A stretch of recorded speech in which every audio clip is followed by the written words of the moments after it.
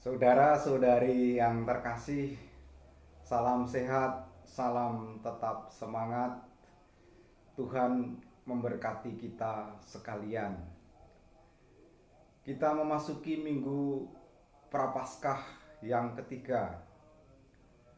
Bacaan Injil dari Injil Yesus Kristus menurut Santo Yohanes bab 2 ayat 13 sampai 25. Yesus membersihkan bait Allah. Ketika hari raya Paskah orang Yahudi sudah dekat, Yesus berangkat ke Yerusalem. Dalam bait suci didapatinya pedagang-pedagang lembu, kambing, domba, dan merpati, dan penukar-penukar uang duduk di situ.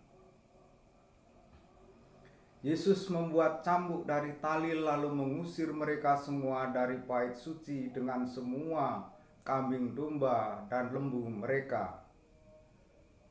Uang penukar-penukar dihamburkannya ke tanah, dan meja-meja mereka dibalikkannya. Kepada pedagang-pedagang merpati ia berkata, "Ambil semuanya ini dari sini. Jangan kamu membuat rumah Bapakku menjadi tempat berjualan." Maka teringatlah murid-muridnya bahwa ada tertulis, "Cinta untuk rumahmu menghanguskan aku." Orang-orang Yahudi menantang Yesus, katanya, "Tanda apakah dapat engkau tunjukkan kepada kami bahwa engkau berhak bertindak demikian?" Jawab Yesus kepada mereka, "Rombak bait Allah ini, dan dalam 3 hari aku akan mendirikannya kembali." Lalu kata orang Yahudi kepadanya, 46 tahun orang mendirikan bait Allah ini, dan engkau dapat membangunnya dalam 3 hari. Tetapi yang dimaksudkan dengan bait Allah ialah tubuhnya sendiri. Kemudian sesudah ia bangkit dari antara orang mati, barulah teringat oleh murid-muridnya bahwa hal itu telah dikatakannya, dan mereka pun percayalah akan kitab suci dan akan perkataan yang telah diucapkan Yesus. Dan sementara ia di Yerusalem selama hari raya Paskah, banyak orang percaya dalam namanya, karena mereka telah melihat tanda-tanda yang diadakannya. Tetapi Yesus sendiri tidak mempercayakan dirinya kepada mereka, karena ia mengenal mereka semua, dan karena tidak perlu seorang pun memberi kesaksian kepadanya tentang manusia. Sebab ia tahu apa yang ada di dalam hati manusia. Demikianlah Injil Tuhan.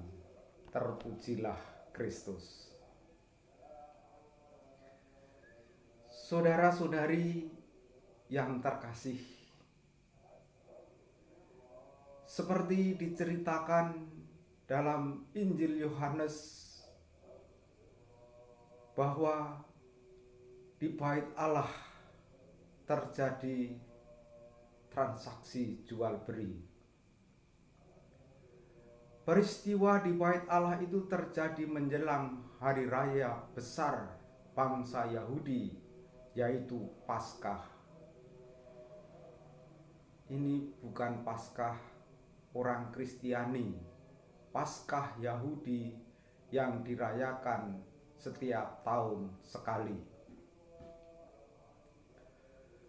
Menjelang hari raya Paskah, orang-orang berdatangan ke Yerusalem menunaikan kewajiban mempersembahkan kurban di bait Allah.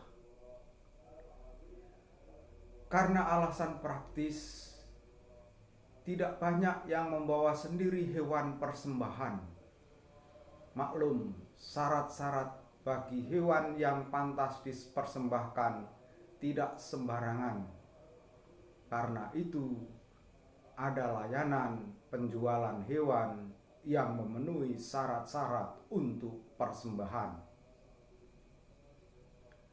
Pada zaman Yesus dipakai uang Romawi yang memuat gambar kaisar. Akan tetapi larangan agama mengenai gambar manusia membuat uang Romawi haram dipakai membeli hewan yang bakal dipersembahkan sebagai kurban. Karena itu ada jasa penukaran ke mata uang Yahudi yang hanya bisa dipakai di tempat suci. Para pedagang dan para penukar uang bertempat di serambi bait Allah yang juga boleh dimasuki bukan orang Yahudi atau orang yang tidak bermaksud mempersembahkan kurban. Yesus rasanya marah di serambi bait Allah.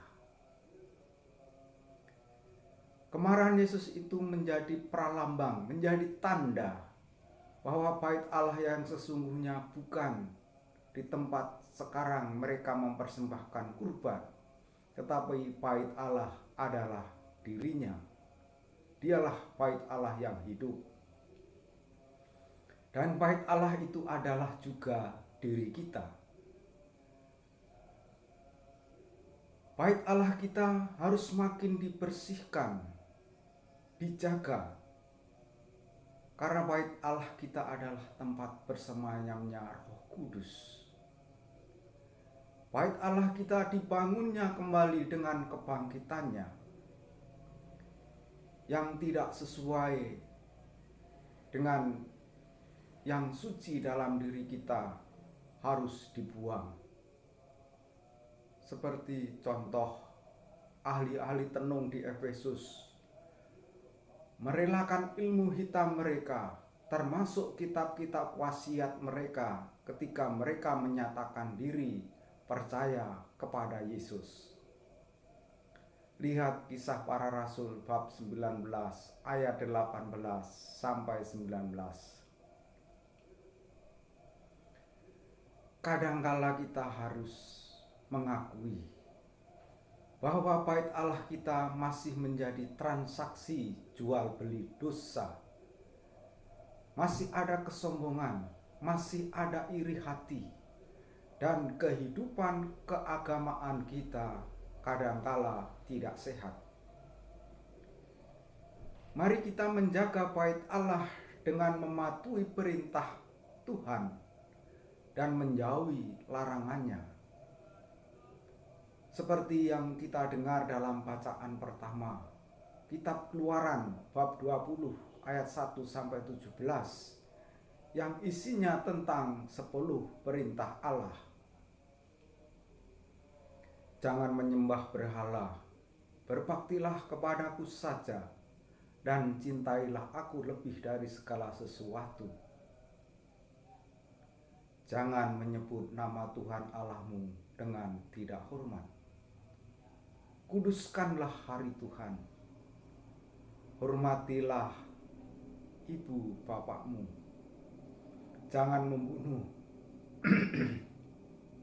Jangan berzina. Jangan mencuri. Jangan bersaksi dusta tentang sesamamu. Jangan mengingini istri sesamamu. Jangan mengingini milik sesamamu secara tidak adil. Saudara-saudari yang terkasih, untuk menebus manusia, Yesus harus rela menderita sengsara, wafat di salib, tetapi bangkit pada hari ketiga. Salib yang kelihatannya seperti Allah meninggalkan Yesus sendirian dalam kelemahannya, tetapi nyata-nyata ditempuhnya sebagai jalan keselamatan. Maka pasti ada yang mengubah kelemahan itu menjadi kekuatan yang amat besar yang bahkan mengatasi kekuatan kematian, kekuatan maut, yaitu kebangkitannya. Apabila dihubungkan dengan Injil, tanda-tanda yang diberikan untuk menunjukkan bahwa Yesus itu berhak bertindak membersihkan bait Allah, rumah Bapaknya, bahwa ia mengaku diri anak Allah sendiri, ialah terbangunnya kembali bait Allah dalam 3 hari setelah diruntuhkannya. Yohanes bab 2 ayat 18 sampai 19.